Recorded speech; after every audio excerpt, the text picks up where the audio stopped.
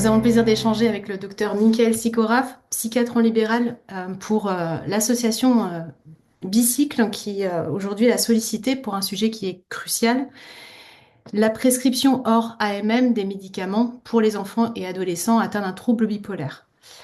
Un sujet qui soulève forcément de nombreuses interrogations, tant pour les familles que pour les professionnels de santé, et qui a un impact direct sur la prise en charge des enfants et des adolescents. Donc merci encore, docteur Sikorov, de prendre le temps de répondre à nos questions. Je vous ai envoyé une grosse liste de Ouais, j'ai questions. vu plein de questions. Et de la prise en charge des adultes, parce qu'on est d'accord, moi, c'est pas des intéressés. Après, ils m'arrivent dans les pattes, les enfants, et on a tous intérêt à ce que ça se passe bien avant, quoi. On est d'accord, on est d'accord. Sinon, je ferais peut-être pas cet effort-là. Alors, l'association Bicycle, c'est une association qui a un rayonnement national et c'est la seule association qui vient en aide aujourd'hui aux parents et aux enfants qui sont concernés par des troubles bipolaires. Alors, les missions de l'association, elles sont diverses. La première, ça va être de venir en aide aux familles pour les orienter dans leur parcours de soins. Ça va être aussi de créer un relais éducatif, que ce soit à la maison ou à l'école, grâce à nos outils qu'on met à disposition. Mais c'est également faire connaître et reconnaître la bipolarité pour favoriser un diagnostic précoce. Pardon. Pour cela, on est soutenu par un conseil scientifique qui est composé d'un psychiatre, d'une pédopsychiatre, d'un médecin généraliste et de psychologues. Déjà, pour commencer, est-ce que vous pourriez nous expliquer ce qu'est une AMM, donc autorisation de mise sur le marché, et quel est son rôle dans la prescription des médicaments? Eh bien, en fait, l'AMM, c'est ce qui fait que le médicament va pouvoir être vendu par les laboratoires aux patients. Et donc, il faut que les autorités de santé se mettent d'accord en France sur l'efficacité du traitement et la sécurité du traitement, et aussi sur le prix. Si jamais vous avez un traitement qui est incroyable, mais que le prix est trop fort, on peut dire qu'il a une autorisation de mise sur le marché, mais qu'il n'est pas remboursé. Et du coup, en France, ça coupe un petit peu court à toute conversation parce que par opposition aux États-Unis, par exemple, on n'est pas habitué à payer pour les médicaments, ça rentre pas du tout dans le budget. Et donc, il y a l'autorisation d'exploitation et après, il y a la question du remboursement. Et souvent, en France, c'est assez lié. C'est assez lié. C'est important parce qu'aux États-Unis, des fois, on peut autoriser des médocs sur le marché qui coûtent un fric de dingue et qui n'apportent pas grand-chose, mais c'est pas un souci parce que c'est pas l'État lui-même qui va payer ça, c'est les mutuelles derrière. Alors qu'en France, l'État paye pas mal, donc des fois, ils dissocient. C'est pour ça que, par exemple, les enfants n'auront pas accès au sémaglutide, qui est le médicament qui coupe la faim, qui fait qu'on perd un poids considérable, qui est recommandé à partir de 12 ans. Ça me paraît complètement délirant de filer ça à 12 ans, mais il y a l'enjeu, est-ce que c'est pertinent sur le plan scientifique et est-ce que c'est tenable sur le plan économique? Et en France, c'est vraiment très, très corrélé les deux. La Sécu a le rôle d'autorité de santé et de mutuelle, et ils font à la fois la science et la finance, et c'est vrai que c'est à mon avis pas une excellente idée. Mais du coup, sur le plan autorisation de mise sur le marché pur, vous faites le médoc et vous créez votre médoc, et il faut qu'il y ait un intérêt à ce que ça puisse être vendu. On est d'accord? Là, moi, si demain je trouve un nouvel antidépresseur, je vais pas le développer parce qu'il y en a déjà une tartine et que ça n'a aucun intérêt. C'est déjà gavé d'antidépresseurs, on sait que ça marche pas très bien, enfin ça n'a aucun intérêt. Et donc, une fois que j'ai mon médoc, s'il est intéressant pour moi de le développer, je le développe. Et après, pour que j'ai l'autorisation de marché, il me faut deux études. Il m'en Mm. faut pas trois, il m'en faut pas quatre, il me faut deux études positives. Si j'en fais cinq négatives et deux positives, c'est pas grave, ça passe quand même. Et il y en a un qui a eu l'autorisation de mise sur le marché de la FDA, là, qui a, je crois, sept ou huit études négatives et deux positives, mais la FDA a dit, bon, bah, écoutez, allez-y, c'est pas très grave. Donc, c'est vrai que la science, déjà, commence à prendre un petit coup dans les jambes. Et donc, je fais mes deux études positives. Et une fois que j'ai fait mes deux études positives, j'envoie ça à la FDA qui dit, bon, ben, vous pouvez le mettre sur le marché. On est en France, donc c'est pas la FDA américaine, c'est l'EMA, donc c'est l'European Medication Agency. Et en fait, en moyenne, ils copient un peu ce que font la FDA, hein. C'est grosso modo à peu près la même chose. Et après, vu qu'on est en Europe, on a droit à une nouvelle couche. Et une fois que l'EMA dit c'est d'accord, la France, la HAS dit bon ben est-ce que ça c'est pertinent ou pas et on a à ce moment-là l'autorisation de mise sur le marché. Donc c'est un ensemble de petites décisions comme ça qui peuvent être plus ou moins corrompues ou incompétentes à chaque fois parce que c'est des êtres humains qui interprètent des données. Donc voilà, hein, ça n'a rien de neuf. Et finalement, si tout s'aligne bien, on a une autorisation de mise sur le marché.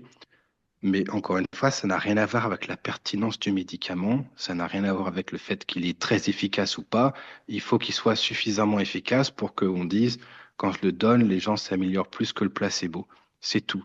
Si jamais il me faut 300 patients pour voir la différence, ben, le labo peut payer des études avec 300 patients dans chaque bras, il n'y a pas de souci, quoi. Mm. Et donc, en fait, c'est vraiment les règles du jeu. Et il y a des fois où ça foire, c'est peut-être hors sujet, mais pour les médicaments pour Alzheimer, là, bah en fait, on a un souci avec cette autorisation de mise sur le marché parce que le médoc est un peu pourri, il y a des effets secondaires de dingue, c'est statistiquement significatif, donc le labo a rempli son rôle, il a balancé 2 études où on voit la diff, mais mine de rien, ça fait un petit peu chier parce que il faut surveiller, il y a des saignements intracarniens, c'est pas terrible, et ça finit par être accepté parce que c'est vraiment les règles du jeu, quoi. Donc c'est 2 études positives et le laboratoire donne le feu vert pour qu'on l'utilise et qu'on le rembourse. Et c'est vraiment financier. Le labo ne le fait que s'il a de l'intérêt financier à le faire. Les labos sont là pour faire du fric et c'est pas grave, c'est le rôle du jeu, mais ils sont là uniquement pour ça.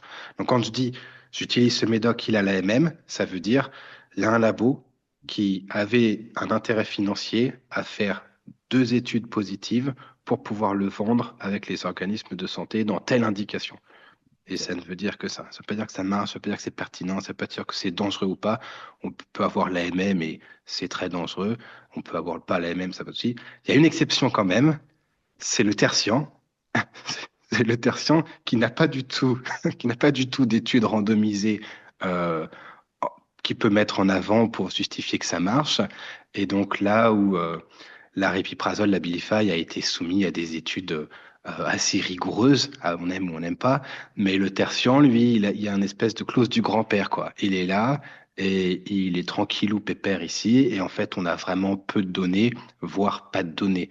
C'est-à-dire que si demain le tertian n'existait pas, si vous allez aux États-Unis et vous dites on aimerait bien mettre le tertian dans la FDA là, et que vous sortez les études qu'on a, ils vous rionnez, quoi. Ils vous rionnez. Donc c'est un petit peu l'espèce d'exception française. Là, on a le tertian qui déroge un peu à cette règle. Il n'y a pas trop d'études du tout sur le sujet. Donc c'est vrai que Ok. c'est un peu particulier ça, mais bon, c'est comme ça.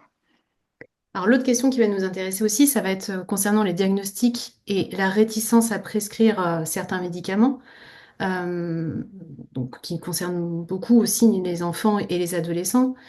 Pensez-vous que la réticence à prescrire certains traitements qui sont hors AMM soit liée à des difficultés de poser un diagnostic de troubles bipolaires chez les enfants et adolescents ou plus généralement des troubles psychiques? Ben, moi, je pense pas. Alors moi, par contre, je fais pas de pédopsychiatrie, on est d'accord. Je voulais faire pédopsychiatrie et je suis passé dans 2 services de pédopsychiatrie parce que c'est obligatoire et ça m'a vacciné. Ça m'a vacciné complètement, c'était pas possible. Euh, J'étais bipolaire déjà à l'époque, et puis on me disait la bipolarité, ça n'existe pas avant 18 ans, je sais pas quoi. Enfin, j'ai eu droit à un paquet de conneries. C'est pas contre les soignants, on est d'accord, hein. Mais si je vais au resto et que la bouffe est dégueulasse, je trouve que la bouffe est dégueulasse, c'est tout. Je suis pas en train de dire faut virer lui, machin, mais le résultat est que la bouffe est pas très bonne. Et la pédopsychiatrie, on a un souci parce que ceux qui veulent rester en pédopsychiatrie sont pas forcément ceux qui voulaient faire pédopsychiatrie au départ. Et il y a pas mal d'attrition, en fait, des gens qui passent en pédo et qui disent, bon, ben, je veux pas y aller parce qu'il y a du Freud, il y a du Lacan, machin. Pas partout, mais il y a du souci. Et du coup, pour moi, il y a une réticence, mais pas forcément du trouble bipolaire, mais effectivement de tous les diagnostics, parce que si vous êtes très freudien, très lacanien, ben, il n'y a pas vraiment besoin de diagnostic. C'est psychose, névrose, tertian, olé olé. C'est pas très grave, mais Freud serait d'accord, je pense, parce qu'il n'avait pas du tout prévu de soigner des patients sévères comme on peut les voir en secteur de pédopsychiatrie. Et je pense qu'il serait le premier à se retourner de sa tombe si on utilisait des concepts qu'il avait réservés au début pour des adultes en ambulatoire. Donc, à mon avis, il y a ce truc-là. Mais après, moi, en psychiatrie adulte, je suis sûr de mon diagnostic 1 fois sur 10, peut-être 1 fois sur 20. Et quand je suis sûr, j'ai tort 2 fois sur 3, et du coup, on n'a pas de biomarqueur, on peut pas valider quoi que ce soit. Donc, je pense que personne n'est sûr. Enfin, il faut pas être sûr, à mon avis, sinon on fait vraiment des grosses boulettes, honnêtement. Donc, je suis pas convaincu que ce soit ça qui pose souci particulièrement, parce que en psychiatrie, les diagnostics, ils sont pourris. On est d'accord, ils sont pourris, ils sont friables. Si vous prenez des experts et que vous leur faites revoir des patients et qui donnent un diagnostic, ben, en moyenne, les autres experts qui revoient le patient 2 semaines plus tard, ils sont pas d'accord sur le diagnostic. Je veux dire, il y a un taux de concordance quand vous regardez les essais cliniques avec le DSM qui est vraiment foireux. Et donc, personne n'est vraiment d'accord sur le diagnostic. Et moi, honnêtement, je m'en fous. Je vois des patients, s'ils vont mal et qu'après, il y a du lithium, ils vont bien. Et ben, ils peuvent avoir le diagnostic qu'ils veulent, j'en ai rien à foutre. Ils peuvent dire qu'ils sont bipolaires ou cyclotimiques ou déficients au lithium ou moi j'en ai rien à faire. Peut-être que dans 25 ans on fera la diff, on est d'accord, hein. Mais Mm. après ça fait 50 ans qu'on doit attendre les biomarqueurs et qu'on les a pas. En cancéro, c'est pas pareil. Si vous avez un cancer du sein gauche à petites cellules avec des récepteurs hormonaux négatifs, bon ben faut le savoir, c'est pas le même traitement qu'un cancer du sein enfin ouais, il faut pas se tromper quoi. Mais là en psychiatrie, c'est pas ça. Le lithium, ça marche sur les troubles anxieux, le trouble bipolaire, sur le TDAH, les neuroleptiques, ça marche sur absolument tout. Enfin, il y a une aspécificité massive, des comorbidités énormes. En moyenne, les enfants, je veux dire, le TDAH chez l'enfant, dans 90% des cas, ils ont des comorbidités psychiatriques. Je veux dire, c'est juste pourri comme diagnostic. C'est pourri. Enfin, c'est juste pourri, quoi. Et du coup, je pense pas que cette rigueur diagnostique, à mon avis, elle s'applique pas vraiment en psychiatrie.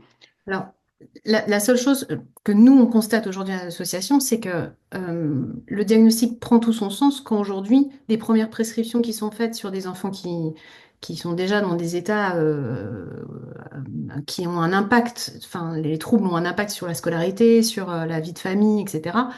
Quand le traitement de première intention est du méthylphénidate ou des antidépresseurs, parfois à très grosse dose, c'est là où aujourd'hui on a besoin d'avoir un diagnostic qui soit affiché clairement parce que les thymorégulateurs de référence vont pas être les premiers médicaments qui vont être proposés à ces enfants-là. Et Euh, pour moi, c'est une suspicion. C'est vraiment une suspicion diagnostique et c'est réévalué et plus souvent que je l'espère, que j'aimerais, c'est modifié avec le temps. Mais il faut bien avoir une ligne à tenir, on est d'accord. Mais en fait, quand vous dites, enfin, moi, moi, quand à 15 ans, je fais ma première dépression, ça n'a rien à voir avec un autre enfant qui, à 9 ans, fait sa première phase d'excitation l'été, quoi. C'est pas la même maladie du tout. Et du coup, enfin, moi, je suis d'accord avec vous, il n'y a pas de souci. Et souvent, en France, on a un peu ça. On a les psychiatres, pédopsychiatres qui ne posent pas de diagnostic, où ça pose vraiment souci. Et après, on a, je trouve, un autre extrême de diagnostic, comme si on était en néphrologie. Et, euh, et ça pose d'autres soucis, quoi. Donc, par exemple, je crois que la question vient après. Est-ce qu'il faut attendre qu'il y ait une phase maniaque pour avoir un diagnostic de trouble bipolaire? Ben, franchement, je suis pas sûr. Mais si on est très rigoureux, c'est ce qu'il y a dans le DSM.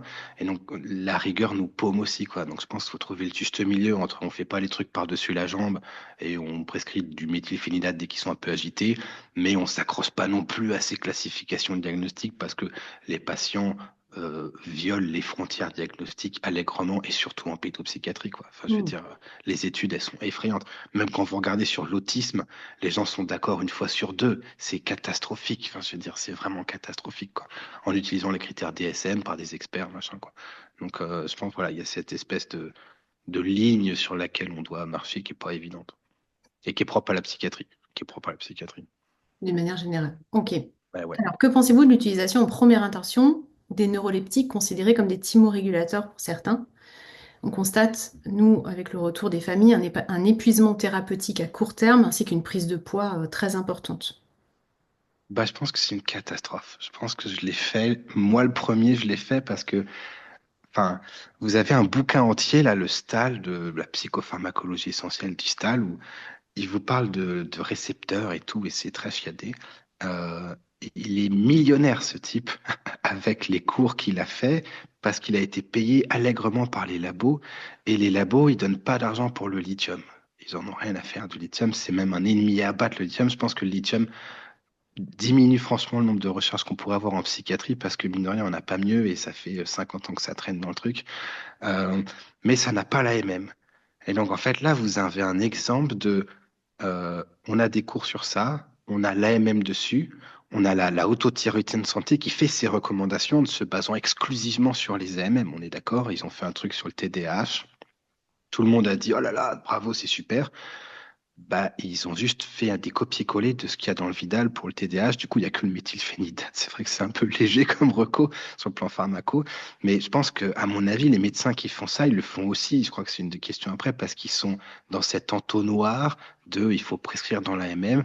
Moi, en tant que psychiatre, en moyenne, je crois que je préfère encore prescrire un antidépresseur que de la Abilify si jamais j'ai un doute. Parce que ça marche pas au bout de 6 semaines, 8 semaines, on passe à autre chose. Vous voyez, c'est fait. On en essaie un deuxième si on est vraiment intéressé. Et puis c'est fait, on peut écrire dans le dossier, pas d'antidépresseur, on part à autre chose. Alors que la répiprazole, ben, des fois ils vont mieux, des fois c'est mieux 2 mois et puis en fait c'est pire. Des fois ils prennent un poids, mais c'est catastrophique. J'en ai une là qui prend 2 kilos par mois, enfin c'est obscène. Et puis après, on sait que plus il y a des problèmes de poids, plus il y a des problématiques psychiatriques. Je parle pas du tout de l'aspect psychologique d'avoir un corps qui se modifie, hein. C'est vraiment, c'est pro-inflammatoire, c'est littéralement toxique pour le cerveau d'être en surpoids. Et donc je pense que c'est une catastrophe. C'est une catastrophe. En France, on a l'aripiprazole qui pose un vrai problème parce que les praticiens s'en servent à faible dose, mais on n'a aucune étude sur le sujet qui montre que ça marche sérieusement. Et à forte dose, bah, c'est aussi dépressogène. Donc en fait, chez l'adulte, c'est pourri, honnêtement, comme prescription. Je m'en sers tous les jours et ça marche jamais. Je suis désolé, voilà, je le fais quand même, hein, c'est les études, mais vraiment, ça marche pas. Sinon, on a le Risperdal. Ça, chez les adultes, ça peut être dépressogène aussi. Je sais pas combien de patients étaient dépressifs sur Risperdal. On a enlevé le Risperdal, ils allaient mieux. Enfin, c'est catastrophique. Les deux ont une prise de poids considérable, hein. La différence entre les deux en termes de poids est négligeable en pédo. Et du coup, bah, c'est en moyenne des prescriptions que moi, j'essaye d'éviter. Pour moi, c'est vraiment du dernier recours, quoi. C'est vraiment du dernier recours. Je suis presque soulagé quand ça marche pas. Comme ça, je peux dire, bon, ben, on passe à autre chose parce que le poids et la prise de poids est colossale. C'est vraiment colossal. Tout à Donc, je fait. pense qu'on est parfois délétère, c'est-à-dire qu'il y a des patients qui s'en sortiraient mieux s'ils nous avaient pas rencontrés et qu'ils n'avaient pas eu de neuroleptiques et qu'ils n'avaient pas pris 20, 25, 30 kilos sur les années parce qu'après, à rattraper, c'est vraiment dur. Mais ça, c'est le problème de l'AMM. Et de toute façon, c'est même, vous l'avez dit après, quoi, le rapide-prazole, c'est sur les phases maniaques pendant 12 semaines et après, c'est fini. Donc, en fait, il n'y a pas d'AMM. Il n'y a pas d'AMM non Donc, on plus, se quoi. retrouve rapidement de Donc, ce c'est fait hors hors AMM. AMM. Ah, ben oui, oui, c'était pour ça. L'AMM en pédo, c'est interdire les gens d'acheter des fusils, mais de leur autoriser à avoir des flingues de sniper à côté. Enfin, ils le font de toute façon, on en reparlera après. Mais ça se termine hors AMM, c'est inéluctable. C'est inéluctable. Statistiquement, c'est inéluctable. Il y a plus de la moitié des gens hors AMM en pédo. Et ceux qui sont pas hors AMM et qui répondent aux neuroleptiques, là, ben, sur le plan du poids, on sait que c'est vraiment problématique, quoi. Et on n'a pas de réponse à apporter aujourd'hui. Et du coup, moi, vraiment, on le fait pas. Alors, j'ai un assistant qui prescrit avec moi. On est deux, comme ça, on essaye de corriger un peu nos biais. Et lui, chaque fois que on met de la Abilify, non, quoi. Dire, on s'engueule à moitié parce que bah, pour lui, ça n'a jamais vraiment marché, quoi. C'est plus efficace pour prendre du poids que pour aider sur l'humeur, je trouve. Je trouve. Après, vous pouvez faire les études que vous voulez, il n'y a pas de souci, hein, mais je pense que c'est un vrai problème. Ouais, c'est un vrai problème. Alors, certains médecins proposent même d'induire un virage maniaque en administrant des antidépresseurs à forte dose, en sachant que les enfants flambent, et on augmente encore les doses pour confirmer un diagnostic. Qu'est-ce que vous en pensez de cette pratique? Ben, alors, moi, je pense que c'est pas une bonne idée.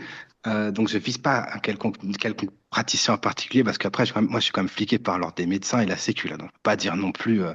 Mais je pense que c'est pas une bonne idée. Un, parce que le virage peut se faire 3 ans après. Et du coup, ça peut être 3 ans où ça ne fait rien et puis on fait un virage. Enfin, je pense que c'est pas une très bonne idée, honnêtement. Si j'essaye de me dire, Je vais sortir sans manteau, on verra si j'ai froid ou pas. Si je sors et qu'il fait 3 degrés, j'ai froid tout de suite, je peux corriger. Si je suis informé de la température que 3 semaines après, j'ai le temps de choper une pneumonie et de mourir de ces... Enfin, je pense que c'est pas une très bonne idée parce qu'il y a un délai pas possible. Euh, il y a le fait que sous antidépresseurs, les gens ne font pas forcément de virage. Honnêtement, un virage, c'est simple. Enfin, c'est simple, je veux dire. Alors, peut-être pas en pédo, mais parfois, c'est simple. Vous voyez, je veux dire, il est dans la rue, il se marre, il dort plus, il n'est pas fatigué, c'est facile. Ça se fait en 4 minutes, c'est pas un problème. Mais les antidépresseurs, ça peut faire des cycles rapides où les gens sont de plus en plus déprimés, de plus en plus, de façon de plus en plus rapprochée. Et là, on passe facilement à côté, hein. Honnêtement, on passe facilement à côté. Heureusement qu'il y a les parents qui peuvent dire, bah, attendez, là, c'est merdique parce qu'avant, il n'était pas bien tous les mois. Là, c'est tous les 4 jours, ça ne va pas du tout. Parce que le jeune, il vous le dira jamais, hein. Ça, c'est un autre problème, hein. On fait les entretiens sans les parents, mais ça, c'est autre chose. Donc ça, c'est un souci parce que les cycles rapides, on les voit pas, ça saute pas aux yeux. Et il y a aussi des gens qui peuvent devenir mixtes, c'est-à-dire qu'ils sont pas dépressifs, ils sont pas maniaques, mais ils ont l'énergie des gens maniaques et les cognitions dépressives. Alors là, sur le risque suicidaire, c'est catastrophique, honnêtement. Encore une fois, on passe à côté. On peut tout aussi bien dire, bon, ben, ça se trouve, il s'aggrave, on fait les traitements, machin. Et donc, je pense que, enfin, je vois pas trop de justification pour faire ça. Et en fait, ça change pas grand-chose parce que quand on en est à ce stade, pour moi, de toute façon, on essaye des régulateurs d'humeur qui marchent, qui sont des spectres larges. Je veux dire, en infectio, vous avez le gars, il est en face de vous, il est infecté, franchement. Il a de la fièvre, il a une sale tronche, vous mettez des antibiotiques à spectre large. À un moment, vous faites ça. Je veux dire, c'est pas grave. C'est grave si vous restez avec les antibiotiques et que ça, il est toujours infecté, que vous faites rien, c'est un souci. Mais il y a un moment où vous faites ça. Ben, quand vous mettez du lithium, c'est un régulateur d'humeur, un spectre large qui marche dans la dépression, l'irritabilité, enfin, on l'a dit tout à l'heure. Je vois pas ce que ça change. Soit, effectivement, il est positif, bon, ben, on met du lithium. Soit il est négatif, bon, ben, de toute façon, on va mettre du lithium. Le traitement ne marche pas, on n'en parle plus, quoi. Donc, je suis pas convaincu. Alors, en termes de données, est-ce que vraiment d'augmenter la dose change quelque chose? Quel antidépresseur je mets? Et c'est une utilisation, encore une fois, hors AMM, pour le coup. On n'est pas censé faire des diagnostics à l'antidep comme ça. Donc, non, je suis pas tout à fait convaincu. Et des fois, il y a des idées de je vais mettre un antidep pour compenser la dépression. Comme ça, il faut un virage maniaque pour ne pas être dépressif, machin. Bon, ça, voilà, c'est du bricolage. Là, c'est plus de la médecine, là, c'est des Lego. Mais ça finit par se casser la gueule, cette histoire. Je suis pas convaincu. Mais justement, qu'est-ce que vous répondriez à un pédopsychiatre qui va vous solliciter et qui explique que le lithium est trop dangereux et les antiépileptiques à base de valproate sont trop expérimentaux pour les enfants? Alors moi, le valproate, j'ai un vrai souci parce que hum, moi, c'est tout jeune pour moi en fait, hein. Honnêtement, moi, il y a un an, il y a 2 ans, je lisais encore les recommandations des pays et je faisais comme ça. Et c'est tout jeune quand je me suis rendu compte qu'on se faisait, on bouffait un peu des couleuvres. Et en fait, le valproate, les données, même chez l'adulte sur le long terme, elles sont elles sont pas ouf. Franchement, c'est pas ouf. Ça veut pas dire qu'il faut le faire chez personne, parce que c'est des patients de façon qui, honnêtement, nous concernent pas. Honnêtement, je veux dire, moi, les gens qui ont fait un épisode maniaque, à moitié maniaque, une fois dans leur vie, bah, je les vois même pas. Je veux dire, c'est pas du tout ces patients-là que je traite. Donc, sur le valproate, je suis un peu plus réservé. Euh, mais en termes de dangerosité, c'est toujours pareil. On a les études. Je veux dire, vraiment, il y a les études. Mon avis sur la dangerosité n'a aucun intérêt. Je n'irai pas lui dire non, c'est pas dangereux. Je dirais, eh ben, quel est le risque avec le Dépacote? Combien de patients il faut traiter pour avoir une insuffisance hépatique, un syndrome des ovaires polykystiques chez la femme, une obésité, etc., versus le lithium, versus les neuroleptiques. Et c'est des chiffres très simples, en fait, hein. Vous prenez, je sais pas moi, la kétiapine sur la sédation, ben, il y a un patient sur 8 qui est sédaté. C'est vraiment pas compliqué, quoi. Ça se comprend. Si vous prenez de la lurazidone, c'est un patient sur, ou de la lumatépérone, c'est un patient sur 122. Et du coup, on voit que c'est moins dangereux sur le plan de la sédation. Et du coup, en fait, pour moi, c'est un des endroits où la vie des gens n'a aucune importance. Je veux dire, on se contrefiche de la vie de mes gens, on se contrefiche de mon avis. On regarde les données sur des médocs sur lesquels on a des décades de recul et on voit ce qui se passe. Et en termes de dangerosité à court terme, honnêtement, l'aripiprazole, c'est relativement neutre. Sur le moment, ça se passe pas trop mal, franchement. Alors, il y a de l'acathisie quand même sous l'aripiprazole. Je sais pas si ce que vous voyez ce que c'est. C'est des, c'est des gens qui arrivent pas à s'arrêter. Ils arrivent pas, ils sont constamment comme ça avec les pieds qui bougent. Ils n'arrivent pas à rester assis. C'est honnêtement invivable. Ça augmente le risque suicidaire. Moi, j'ai eu ça. J'aime vraiment pas la Abilify, moi, rien à faire. Moi, j'ai eu ça et vous marchez tout le temps, quoi. Donc, je faisais une consultation avec le professeur, puis entre la consulte, je faisais un tour du service, puis je revenais. Enfin, c'est insupportable. Et là, du coup, c'est vite fait de dire, ah ben, il fait un virage maniaque, vous voyez, vu qu'il s'arrête pas. Ou alors, il est TDAH, il n'y a pas de problème. Je mets de la Abilify, il est hyper actif, on met du TDAH, enfin, vous voyez, c'est parti. Oui, c'est Mais vrai. sur le moment, la Abilify, ça pose pas de soucis.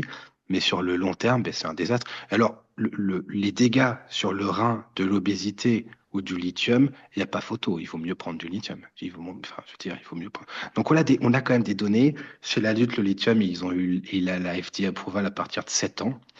Euh, c'est toujours gênant quand on commence du lithium chez des enfants à 7 ans, honnêtement. C'est jamais de gaieté de cœur. Mais si on le fait pas et que ça ne s'arrange pas, de toute façon, ça va pas bien du tout. Et entre ne pas le mettre et attendre qu'il ait 15 ans pour le mettre, j'ai pas d'études, hein. Je n'ai pas d'études. Mais moi, je le mets. Honnêtement, moi, je le mets. J'ai mis du lithium, excusez-moi, un enfant atteint d'autisme. Eh ben, la mère l'a jamais vu aussi bien. Et en fait, il était atteint d'autisme, mais il était autiste agressif tous les étés. Et l'hiver, il dormait tout le temps. Et ben là, c'est le père et la mère qui disent, écoutez, on l'a jamais vu comme ça, il parle avec son frère, il est très bien, machin. Et si c'était à faire, je le referais, quoi. Mais en termes de dangerosité, pour moi, l'avis des médecins n'a pas d'importance, on a des données. Ou alors, s'ils donnent leur avis en disant les données sont pourries, eh ben, ils critiquent les données. Pourquoi pas? Mais là, enfin, moi, si je suis avocat et que j'entends un médecin dire j'ai pas mis lithium parce que tac, eh ben il faut les donner. Et on est d'accord, les recommandations, c'est pas les données. Les recommandations de la Haute Autorité de Santé ou de la NIH ou de la CANMAT, tout ce que vous voulez, c'est des recos. C'est des gens qui lisent les données et qui vous digèrent les données, qui vous simplifient les données en trois, quatre phrases. C'est pas ça du tout, les données. Il y a des médecins, ils ont fait 12 ans d'études. C'est pas pour juste recopier les recommandations de la HAS. Sinon, on fait des études de médecine en 2 ans. Il n'y a pas du tout besoin de faire autant d'études. On est d'accord, hein. Ce qui n'est pas trop le discours de la Sécu, etc. Là, ils sont plutôt partis sur on va faire plein de recos et tout. C'est un autre sujet. Et pourtant, s'il venait un petit peu sur le terrain, nous, on voit la différence avec des enfants qui, effectivement, sont jeunes, sont sous lithium et ont une stabilité. Ils Ah sont bah, il y jeunes, en a. Ah bah oui, je vous j'en ai. confirme. Enfin, et moi, si j'avais eu du lithium à 7 ans, à 15 ans, honnêtement, je pense que j'aurais pas perdu 15 ans de ma vie, quoi. Ah bah, ça sauve Moi, des vies, j'ai. ça sauve des Ben, c'est ça. scolarités, Moi, des j'ai. familles. Ben, ouais, Mm. ouais, ouais. Parce que moi, j'ai fait 8 ans dans le lit, si vous voulez. Ça fout les boules, hein, franchement. Il y a des fois, je me dis, bah putain, parce que là, j'essaye de faire de la guitare et tout. Ben, si j'avais pas fait 8 ans dans le lit, je ferais peut-être mieux de la guitare, ouais. J'en fais d'autres choses, quoi. Et c'est vrai que ça fout un peu les boules, parce que quand on a 25 ans, on s'en fout. Là, moi, je vais des gens qui meurent d'un cancer, qui machin, et c'est très égoïste. Je me dis, bah putain, moi, j'ai pas envie de crever, quoi. Il y a plein de trucs que j'ai pas fait. Et c'est vrai que je pense que ces recos euh, fluoxétine, puis risperdal, machin, c'est pas très sérieux. Moi, je trouve que c'est pas très sérieux. En fait, ils devraient dire, bah écoutez, on n'en sait rien. Écoutez, les mecs, on n'en sait rien. Le labo, franchement, moi, si je faisais des recos, je dirais ça. Je dirais, écoutez, le labo a fait des études sur du très court terme, mais il y a un vrai problème de poids. À côté de ça, il y a le lithium. On voit que chez les jeunes, ça peut marcher, mais il y a une espèce d'incertitude sur la tolérance à très long terme avec le rein, ce qui est une réalité. Je veux dire, moi, je peux pas vous dire que 50 ans de lithium, ça va être très bien toléré. C'est pas si clair que ça. Et donc, c'est laissé à l'appréciation des praticiens en attendant d'avoir des données formelles. Vous voyez, ça, c'est des recos. Je veux dire, mais le doute existe, quoi, parce qu'il y a un doute. Et donc, ils font ça, les recos, ils chantent le doute, ils disent, faut faire ça, et vous vous retrouvez avec des gens qui font des trucs. Et s'ils les font pas, ils sont cartonnés, hein. Je veux dire, faut bien le dire, hein. Alors justement, à quoi s'expose un médecin qui prescrit hors AMM? Le risque est-il plus grand pour le prescripteur ou pour l'enfant? Bah, il y a deux types de hors MM. Il y a le hors MM justifié dans la littérature internationale et il y a le hors AMM injustifié qui sort complètement du chapeau. Genre, j'ai prescrit de la fluoxétine pour voir s'il a fait un virage maniaque et l'enfant décède de suicide sur un état mixte. Je vais pas au procès. Moi, si je fais ça et qu'on me porte plainte, j'essaye de faire ça à l'amiable parce que ça va très mal se passer. Par contre, si jamais je suis prescripteur et que je prescris hors AMM avec les données de la littérature que j'ai et que je peux défendre et que je peux critiquer, parce qu'elles sont tous critiquables, les données, on est d'accord, elles sont toutes critiquables. Mais je suis capable devant un avocat de dire, écoutez, moi ça me paraît pas mal parce que cette étude montre que, mais il y a des limites qu'on peut corriger avec cette étude-là, machin. À mon avis, normalement, on n'est pas censé se faire cartonner parce qu'encore une fois, on est censé prescrire selon les données acquises de la science, machin. On est en France, donc ça se passe pas comme ça. Ça se passe pas comme ça. Donc si en France, vous êtes un médecin et que vous pratiquez dans l'AMM, pour les patients, ça peut être dangereux, il n'y a absolument aucun problème. Je veux dire, il n'y a aucun souci. Vous pouvez mettre de la fluoxétine, le patient devient mixte, vous mettez du tertian, le patient devient moins mixte, il est plus shooté, puis vous mettez de l'Abilify et du tertian pour dormir, le patient prend 30 kilos, vous avez prescrit en dehors de l'AMM, et puis vous êtes en dehors de, dans l'AMM, en dehors de n'importe quelle étude, vous en foutez, mais il n'y a pas un patient, il n'y a pas un parent qui va porter plainte.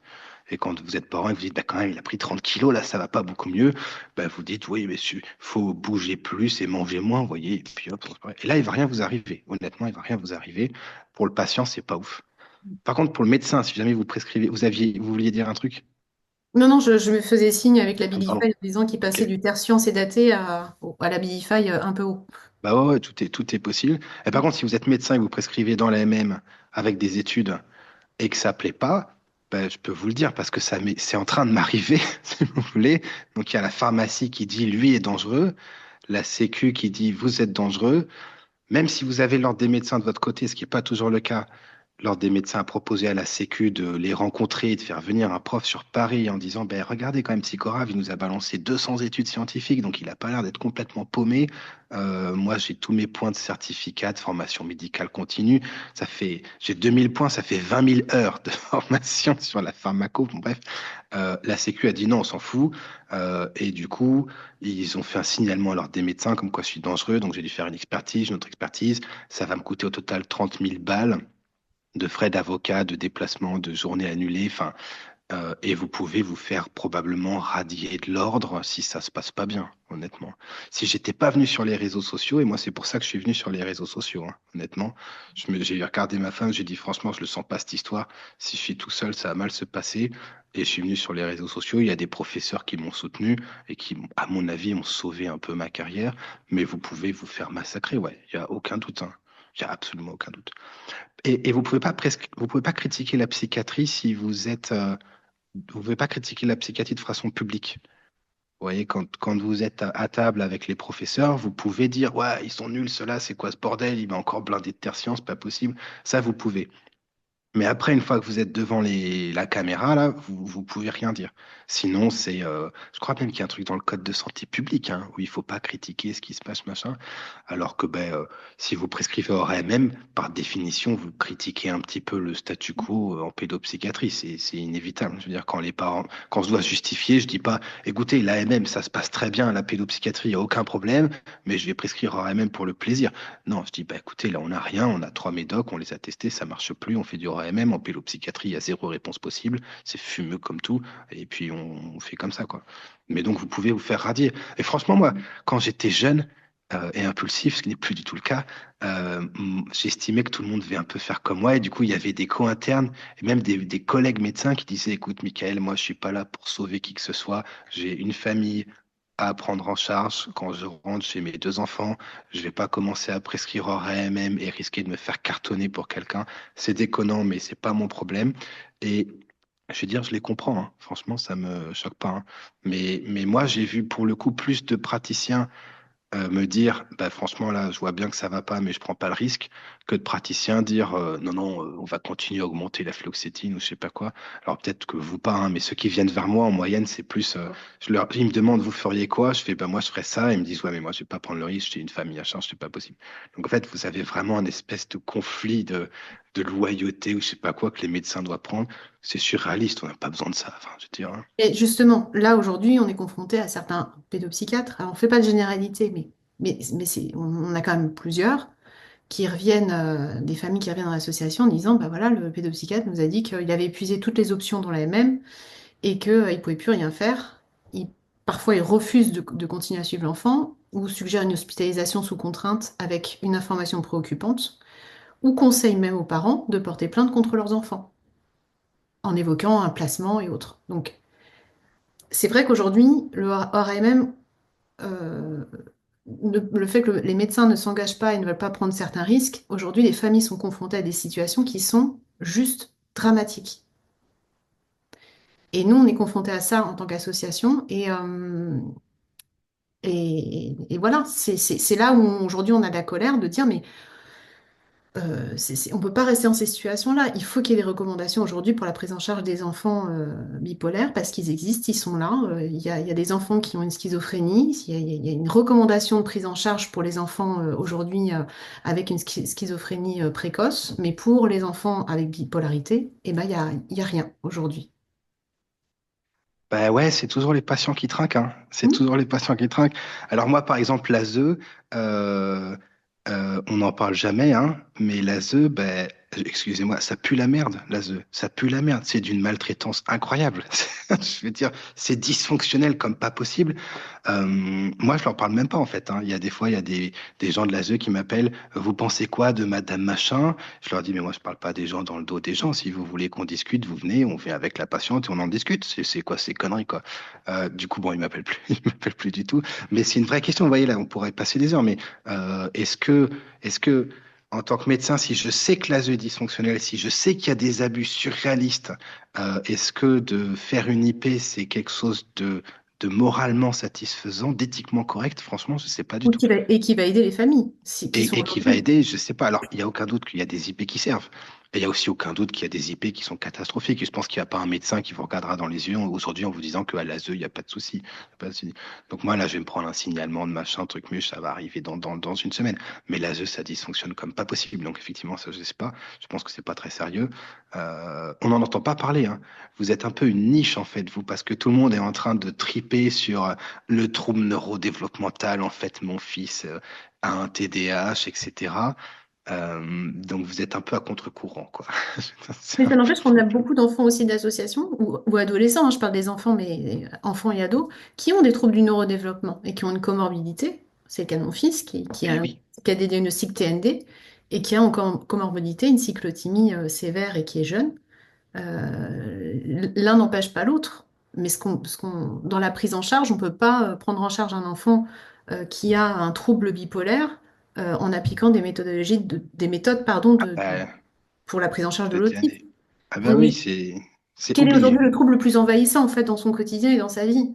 Bah Euh, là, moi, j'ai même envie de dire, au-delà de ça, le TND, sur le plan pharmaco, parce que les pédopsychiatres et les psychiatres, à mon avis, font de la pharmaco. Je pense que, il n'y a pas assez de pédopsychiatres pour qu'ils se payent le luxe de faire de la psychothérapie, alors qu'on n'a pas de carence de psychothérapeute du tout. On n'a aucune carence à ce niveau-là. À mon avis, ils font la pharmaco. La pharmaco pour les troubles de l'humeur est beaucoup plus pertinente que la pharmaco pour les troubles du neurodéveloppement, l'autisme en tout cas. Je veux dire, enfin, c'est beaucoup. Le pronostic est meilleur en termes d'amélioration. Je veux dire, ça n'a rien à voir, quoi. Donc, effectivement, mais avec la bonne pharmacologie. Et c'est là où aujourd'hui on est obligé d'aller sur la dérive de hors AMM, parce que si on reste dans l'AMM, on est ah très oui, vite oui. limité. Ah oui, vous n'avez pas le choix. Mais la Sécu le sait, hein. La Sécu le sait que les gens prescrivent hors AMM pour la pédo et pour la psychiatrie adulte. Je crois que pédo, on est à 70%, je crois. Psychiatrie adulte, on est à 50%. Et en fait, si vous le faites vraiment stricto sensus, moi, honnêtement, vous me faites passer des patients de pédopsychiatrie, je les vois, je vous les cartouche hors AMM dans 90% du temps, il n'y a aucun problème. Je vous trouve des petits trucs, il n'y a pas de souci. Donc la Sécu le sait, les prescripteurs le savent aussi, les autorités de santé le savent, on est d'accord, et les labos aussi. Et c'est parce que les labos le savent, j'ai l'impression d'être complotiste comme ça. C'est parce que les labos le savent qu'ils se font pas chier à faire des études pour avoir l'AMM parce que c'est déjà prescrit. Ils en ont déjà rien à foutre. Je veux dire, c'est déjà fait. Donc, il n'y a pas besoin de se faire chier à faire les études. Ils vont avoir des benzos, ils vont avoir du tertian, ils vont avoir de la Bilify à 40 milligrammes s'il faut, ils vont avoir un paquet de trucs. Ils en ont rien à foutre. Il n'y a pas besoin de se faire des études. Ça n'a absolument aucun intérêt. Et donc, en fait, c'est coincé. Ça ne peut pas bouger. Et en plus, les études en pédopsie, elles sont infernales. C'est infernal. Soit vous prenez des patients malades très graves et ils répondent pas trop au traitement, soit vous prenez des enfants pas très malades et l'effet placebo zingle le tout. Donc en fait, c'est des trucs casse-gueule et on les aura jamais. Ces études, on les aura jamais. Je veux dire, on les a jamais eues, on les aura jamais, ça ne passera pas. Il y a des fois des extensions. Il y a les citalopram qui a eu l'AMM pour le trouble panique ou le trouble anxieux généralisé chez les enfants. Dans l'étude, il y a 10% de suicidalité avec ce médoc. C'est passé crème. Je veux dire, c'est dans l'étude, en gros, comme ça, c'est écrit 10%. Évidemment, les auteurs l'ont pas noté, mais hop, ça a l'AMM, 10% de suicide. Je veux dire, l'anxiété, ça a été testé chez des gens qui avaient 2% de suicidalité, je crois, au début, quoi. Donc, en fait, c'est vraiment pas. Je veux dire, AMM, sécurité d'emploi, efficacité, ça n'a rien à voir, mais tout le monde le sait et ça va pas bouger. Du coup, c'est vraiment un secret de polichinelle, quoi. Je veux dire, c'est vraiment un secret de polichinelle. Les seuls que ça dérange complètement, c'est les patients, parce que du coup, les médecins se lavent les mains de ça et les familles se démerdent jusqu'à 15 ans ou 18 ou je sais pas quoi. C'est c'est catastrophique. C'est Franchement, c'est catastrophique. catastrophique. Je confirme. Catastrophique. Ah ouais, c'est vraiment. Non, Mm. non, c'est la cata. Alors, pourquoi pensez-vous que les laboratoires pharmaceutiques évitent de mener des études sur les traitements de la bipolarité chez l'enfant? Et c'est une question de rentabilité. On a un peu répondu au début de l'entretien sur cette question. Ouais, là, alors là, la psychiatrie, les labos pharmaceutiques n'aiment pas trop. C'est vraiment pas très rentable. C'est franchement, aux États-Unis, c'est des gens qui n'ont pas de pognon, donc on peut pas faire des traitements de psychiatrie à 25 000 balles comme en cancéro, je sais pas. Enfin, je veux dire, c'est pas rentable du tout la psychiatrie. Il y a une réponse placebo énorme, mais ça, enfin, c'est pas grave. Moi, quand je prends du Doliprane, je vous jure, 15 secondes après, j'ai plus mal. Je veux dire, le placebo, c'est pas con, c'est biologiquement explicable, hein. Mais du coup, il y a une réponse placebo de dingue. On ne sait pas du tout comment ça marche, on ne sait pas comment évaluer. Enfin, c'est pas rentable, c'est pas rentable. Et chez les enfants, c'est pire. Et ils n'ont pas besoin de le faire chez les enfants parce que de toute façon, ils savent que les adultes, ils vont extrapoler chez les adultes et s'en servir chez les enfants. Ce qui, des fois, est pertinent. Vous voyez, le lithium, ça marche chez l'enfant, ça marche chez l'adulte, ok? Les benzos, chez les enfants, bah, c'est pas le même mécanisme, c'est pas le même système nerveux. Ça marche assez mal, voire ça aggrave le truc. Et donc, des fois, on extrapole et c'est pourri. Et le tertian chez l'adulte, ça fait moins grossir que chez l'enfant. Mais du coup, ouais, ils ont aucune raison de le faire. La FDA leur demande pas. On pourrait faire ça honnêtement aussi. Moi, parce que regardez, Pfizer par exemple, ils ont du pognon, les mecs. Ils ont un peu de pognon. Édouard Lilly, l'olanzapine chez les gamins, je sais pas si vous avez eu des enfants sous olanzapine, mais c'est miraculeux le poids que ça peut faire prendre. Ils ont du pognon, les mecs. Ils sont pas en train de galérer. Ils pourraient dire, écoutez, euh, vous nous faites une étude sur les gamins et on voit ce que ça donne. Et si ça marche, on vous met une AMM ou pas. Et si ça marche pas, ben, on commence à se dire, bon, ben, on va peut-être donner d'autres façons aux gens de prescrire parce qu'on s'en sort pas. Vous voyez, ce serait possible. Honnêtement, moi, de la part d'une autorité de santé, je dirais ça. Je veux dire, là, ils ont du fric, tous ces gens. Mais ils le font pas non plus. Donc, je dis pas qu'ils sont complices, mais les labos n'ont pas d'intérêt à le faire. Les autorités de santé ne forcent pas les labos à le faire. Et donc, c'est pas fait et ce sera jamais fait, quoi. Ça sera jamais fait. Alors, pensez-vous que l'absence de recommandations officielles sur la bipolarité de l'enfant, contrairement à ce qui existe chez l'adolescent adulte, contribue à la frilosité des médecins? Et si des recommandations spécifiques existaient, comme c'est le cas aujourd'hui vis-à-vis de la schizophrénie à début précoce, est-ce que ça améliorerait la situation? Franchement, je sais pas. Franchement, je sais pas. Je vois que vous voulez que je dise oui. Non, mais non, on a besoin d'un avis professionnel. On veut Parce pas. que, enfin, moi, la psychiatrie, c'est une discipline funk et les recos n'ont pas changé ça. Les recos n'ont pas changé ça. Quand on fait des études, regardez le lithium chez l'adulte, toutes les recommandations internationales disent de mettre le lithium en premier, ce qui est même parfois discutable, mais tout le monde s'accorde à dire que c'est le lithium et l'utilisation de lithium diminue petit à petit au fur et à mesure et partout. Enfin, je veux dire, et pourtant, les recos, c'est très clair et on se tape les recos à droite, à gauche, machin, truc, moi, j'ai peur que les recours suffisent pas vraiment à changer les pratiques. Ce que j'aimerais bien pour ma part, c'est formation médicale continue obligatoire. Tous les pédopsychiatres et psychiatres doivent passer 25 heures, 40 heures, 50 heures de cours où ils se mettent à jour. S'ils l'ont pas fait, ils peuvent plus prescrire. Bah, je vous dis, ça motive. C'est ce qu'ils font dans les autres pays, hein. C'est pas moi qui invente, hein. Donc ça motive vraiment à se mettre à jour. Et une fois que vous manquez de valider vos points, parce qu'il y a deux, trois questions qui font que vous validez l'heure de cours, hein. Une fois que vous manquez de valider vos points parce que vous dites je mets d'abord du tertian au lieu de mettre du lithium ou de la lamotrigine ou que sais-je, eh ben vous finissez par petit à petit modifier les choses, quoi. Alors là, vous allez me dire, ouais, mais dans les autres pays, ils ont déjà mis ça en place et le taux de lithium augmente pas forcément. Je sais pas quoi vous dire. Je sais pas comment faire changer les pratiques des gens. Les recos de la HAS, moi, je pense que les gens mettent beaucoup plus trop de crédit sur ce que ça fait en réalité que ce qu'on voit vraiment, parce que pour ceux qui connaissent déjà, c'est une simplification. Il y a des zones d'ombre qui sont rayées. Et je pense que le dialogue est nécessaire avec les familles et que quand il y a marqué la HAS recommande ça, ben, ça fait pas du bien. S'il y a des recommandations, est-ce que les recommandations peuvent dire de mettre des choses hors AMM? Et la réponse est très clairement non. La HAS n'a jamais fait de recommandation avec leur AMM, hein. Je veux dire, si vous regardez à chaque fois, dans leur truc de 500 pages là, euh, ils disent que ça existe en se plantant parfois. J'imaginez, ils se plantent parfois. Je sais pas combien ils sont sur ce document. Et ils font des boulettes que moi je vois alors que je suis pas expert du tout. C'est catastrophique. Mais dans le truc résumé, ils balancent tout ce qui est hors AMM. Et du coup, il y a que ça. Et c'est ça que les gens lisent. Vous ne pouvez pas demander aux praticiens de lire des trucs de 300 pages, etc. Donc en fait, il faudrait des recos qui parlent du RMM, qui sont nuancés avec les problématiques que ça a, c'est honnêtement un truc de 300 pages que personne va bouquiner, quoi. Donc je sais pas si les recos, peut-être que ça aiderait les praticiens et qui se diraient, bon, ben, je me fais pas défoncer par la Sécu parce que j'ai prescrit hors AMM.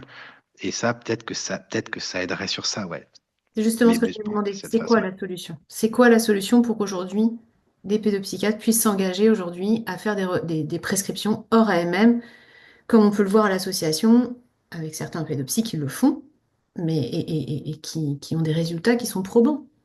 Ah bah, moi, je pense qu'il faut que l'Ordre des médecins fasse un communiqué en disant vous êtes complètement immunisé de quelconque représailles, qu'elle soit ordinale ou judiciaire ou de la part de la Sécu ou quoi que ce soit, à partir du moment où vous pouvez justifier de vos prescriptions.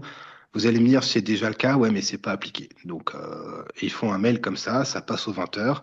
Comme ça, c'est grande année santé mentale nationale, tout machin, tout le monde est content. Et puis, on fait de la médecine, quoi.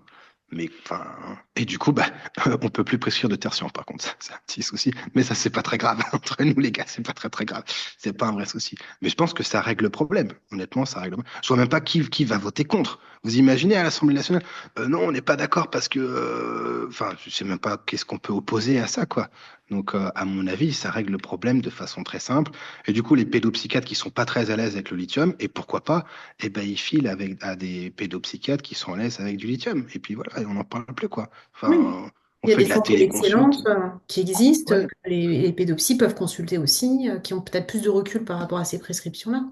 À centre d'excellence, là, moi, les centres experts, le système est bien, mais vu qu'il y a tellement de délais que je suis pas convaincu par le truc. Après, c'est mieux que rien. Vous allez me dire, si c'est ça ou rien, c'est mieux que rien. Mais, euh, mais oui, enfin, je veux dire, en vrai, c'est pas compliqué. Franchement, c'est pas très compliqué. Les premières cartouches, elles sont vite réglées. On met de la fluoxétine, Risperdal, Abilify, et après, c'est freestyle. Et de mettre du lithium quand on en a prescrit. Enfin, je sais pas, moi, du lithium, j'ai compté, j'en ai prescrit à 800 patients différents, à une trentaine de gamins différents vraiment gamin, enfin 10 ans ou 12 ans et moins, quoi. Enfin, à force, on sait faire, quoi. Je veux dire, à force, on sait faire. Je dis pas que ça se passe bien à chaque fois, mais c'est pas méga compliqué non plus, quoi. C'est pas méga compliqué. On dit toujours les mêmes choses aux parents. Moi, j'en peux plus, hein. Ça peut faire pisser, ça peut faire boire. J'en ai ras-le-bol de dire ça, quoi. Et donc, à force, on finit par connaître pas mal, quoi. Dire, moi, si vous regardez, j'ai filé de la metformine à plus de gens qu'il n'y en a dans l'étude Cochrane de référence. Donc, ça n'a, à mon avis, aucun sens, si vous voulez. Je veux dire, si j'étais la Sécu, j'aurais pris mes données, j'aurais regardé si la metformine, ça marche ou pas chez les patients en Mayenne, chez les ados aussi. Et si ça marche, j'aurais dit, bon, ben, on rembourse, on va pas se faire chier. Je veux dire, on sait que c'est pas dangereux, hein, mais ils font pas ça. Donc, effectivement, pour moi, c'est l'ordre des médecins qui doit prendre ses responsabilités et corriger le truc. Parce que la Sécu, ils sont déconnectés, les mecs, hein. Ils sont complètement déconnectés, hein. D'autant que si on prend le problème dès le démarrage, comme vous le disiez vous à l'époque quand vous aviez 15 ans, nous on a des enfants aussi qui sont très jeunes au niveau de l'association, si on prend en charge avec des traitements adaptés dès le plus jeune âge, ça permet que ça parte pas dans tous les sens à un âge début adulte ou adulte et permet de faire des économies aussi à la sécurité sociale, à faire en sorte que... Voilà. Mais il y a un fric énorme à se faire, hein, en psychiatrie. Le problème, c'est que c'est pas le fric des labos. les labos, ils peuvent pas se faire de fric, on en a parlé, ils peuvent pas vendre très cher. Mais un gamin dépressif déscolarisé, ça coûte un pognon obscène. Je veux dire, même si on en a rien à foutre des gens, je veux dire, on pourrait avoir des psychopathes complets dans le gouvernement, là, même si on en a rien à foutre et qu'on est là que pour le fric, de rendre les prescriptions possibles pour les médecins sans qu'il y ait des représailles, c'est un paquet de pognon économisé. Parce que ça Complètement. coûte un blé Les massif. hospitalisations, Ah mais ouais, c'est obscène. bien C'est sûr. c'est obscène. Mais ils sont pas là-dedans, hein. Et alors le méthylphénidate chez les gamins sur le spectre des troubles de l'humeur, moi je trouve que c'est une catastrophe aussi, hein. C'est une catastrophe, hein. Franchement, c'est pire que les antidépresseurs, je trouve. Ça les fait vriller. C'est et, et aujourd'hui, je vous jure, on pourrait même faire les stats. Dans les ados qui viennent et qui disent j'ai un TDAH, ils ont dans 90% un trouble du spectre de l'humeur. Et dans la moitié des cas, c'est bien dégueu avec des suicides dans la famille, des dépressions récurrentes, un bipolaire chez le père ou je sais pas quoi. Enfin, je veux dire, hein. Et je comprends pas pourquoi on n'en parle pas. Franchement, je comprends pas comment on Ça n'en devrait parle être les pas plus. premières questions qui sont posées quand on fait l'anamnèse, de savoir si aujourd'hui il y a des troubles de l'humeur qui sont révélés dans la famille, diagnostiqués ou non, au final, et Et, on a des pistes. Bah ouais, ouais, mais vous voyez, dans les cours, machin, dans les cours sur le TDAH, les présentations, c'est une phrase. C'est une phrase.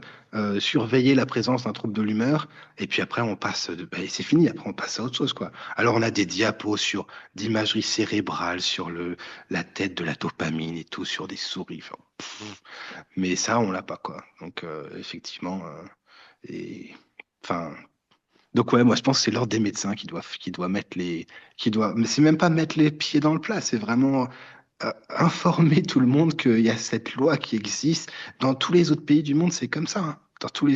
Si vous allez aux États-Unis et que vous prescrivez du tertian et que le parent porte plainte parce qu'il a pris 25 kilos, mais vous êtes mort. Vous êtes mort. Je veux dire, il n'y a pas une étude. Vous êtes cuit, quoi. J'ai essayé de chercher vite fait avant d'arriver sur Google Scholar. Je trouve rien.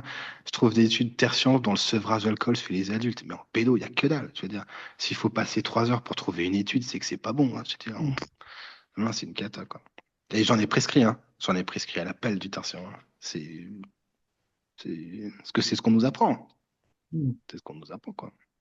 Donc, je pense que c'est à l'ordre des médecins de faire ça, moi. Ok. Mais peut-être peut-être les associations de patients peuvent faire ça, machin, parce que c'est pas demander la lune non plus. Vous voyez, c'est entendable, quoi, comme truc.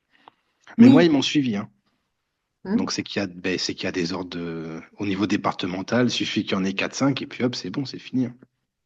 C'est Ok. peut-être ça qu'il faut faire, hein, franchement. C'est pas con, hein. On va regarder. On va faire un collectif. Ouais, carrément. Complètement. De toute façon, on ne peut pas rester comme ça, donc il faut qu'il y ait des solutions qui soient envisagées maintenant. Bah non, parce que là, on est, alors, santé mentale, grande cause nationale, on est au mois de mars. Pour le moment, moi, j'ai vu des ruptures, mais j'ai pas vu de trucs incroyables, Oui. honnêtement. Mm. Donc, je pense qu'il faut que ça vienne des gens, ouais, parce que le gouvernement, ils ont pas l'air méga. C'est Non, pas clair. on ne sont pas focus là-dessus. Ils font des réunions, ils prennent des photos. Bon, pas bon.